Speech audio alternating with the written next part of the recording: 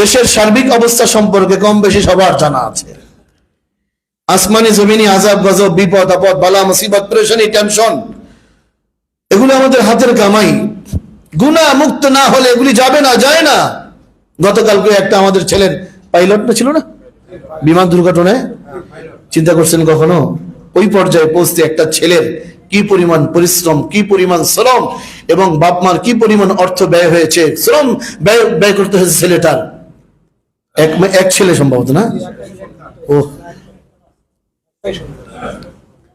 এই তো দুনিয়া চলে গেল। আল্লাহ যেন তাকে জান্নাতবাসী করেন, আরো জোরে বলি আমিন। এরকম বিপদ আপদ বালা মুসিবত থেকে আল্লাহ তাআলা যেন আমাদেরকে দেশকে দেশবাসীকে হেফাজত করেন। আমাদের দেশের অনেক ছেলেরা ভাই, এই ছেলেটা হয়তো পাইলট হয়েছিল কিন্তু ওই পর্যন্ত যাইতে তার বেশ অনেক বছর সময় লাগছে, কি লাগে নাই?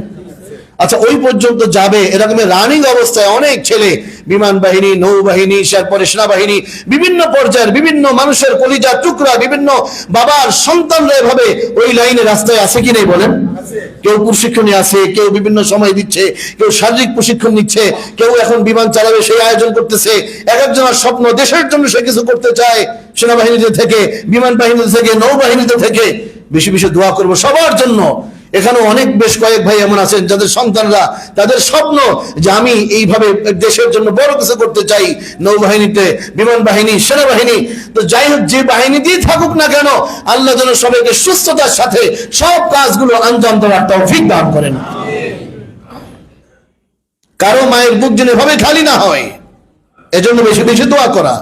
একটা ছেলে মেসেজ করেছে, হুজুর কদিন পর আমাদের পরীক্ষার রেজাল্ট বের হবে, একটু দোয়া করেন যাতে রেজাল্ট ভালো হয়। দেখেন, এখন এটাই স্বাভাবিক, দুনিয়ার পরীক্ষা। তো দুনিয়ার পরীক্ষা যেন ভালো করতে পারে, আখিরাতের পরীক্ষা যেন ভালো করতে পারে, এজন্য সন্তানদেরকে দুনিয়ার সাথে সাথে আখিরাত মুখী করা প্রত্যেক পিতা মায়ের কর্তব্য।